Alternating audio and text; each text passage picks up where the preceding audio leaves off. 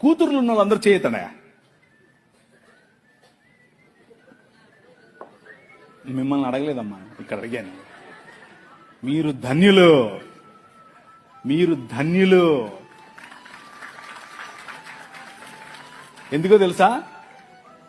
మీ పాపను చూసి 6 ఏళ్లైనా 10 ఏళ్లైనా 15 ఏళ్లైనా 25 ఏళ్లైనా 35 ఏళ్లైనా no problem.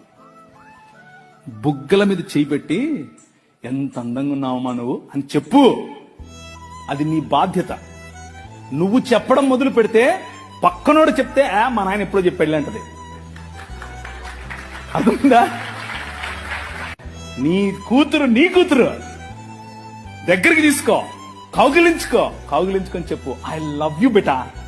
అబ్బా ఎంత అందంగా ఉన్నావే నువ్వు, అచ్చం అలాగే ఉన్నావు, అచ్చం మీ అమ్మలాగా ఉన్నావు, అచ్చం మా అమ్మలాగా ఉన్నావు.